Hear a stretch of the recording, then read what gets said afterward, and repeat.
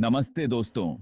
आज हम चलते हैं एक मजेदार सफर पर, चाइना की ग्रेट वॉल पर। यह कोई मामूली दीवार नहीं है, यह तो इंसानों की एक कमाल की कहानी है।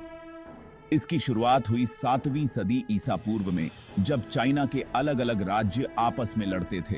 असली मजा तो आया 221 ईसा पूर्व में, जब किन डायनेस्टी के बादशाह शी हुआंगदी ने इसे बनवाना शुरू किया। यार, जब तुम इस दीवार के बारे में सोचोगे तो इसकी लंबाई चौड़ाई दिमाग से निकलेगी ही नहीं। ये दीवार पूरे 186 किलोमीटर लंबी है। जितनी सुनने में बड़ी है, उतनी ही देखने में भी जबरदस्त। अब तुम्हारे दिमाग में सवाल तो उठेगा ही, इतनी लंबी दीवार बनाने की क्या जरूरत थी?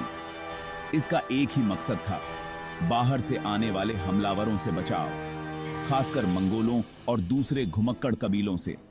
लेकिन दोस्तों, ये दीवार सिर्फ हिफाजत के लिए नहीं थी, ये तो चाइना की ताकत, उसकी संस्कृति और एकता की निशानी भी थी। इस दीवार को बनाने में लाखों मजदूरों ने काम किया और बहुतों ने अपनी जान भी दे दी। तभी तो इसे दुनिया का सबसे लंबा कब्रिस्तान भी कहते हैं। और सुनो सुनो, एक बात तो बहुत मशहूर है कि ग्रेट वॉल ऑफ चाइना को अंतरिक्ष से देखा जा सकता है। लेकिन दोस्तों, ये सिर्फ एक अफवाह है। हकीकत में इसे अंतरिक्ष से देखना मुमकिन नहीं। इस दीवार में तुम्हें बहुत अलग अलग चीजें देखने को मिलेंगी।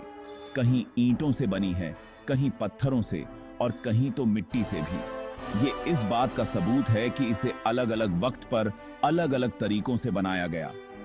आजकल ग्रेट वॉल ऑफ चाइना घूमने की एक बहुत बड़ी जगह बन गई है।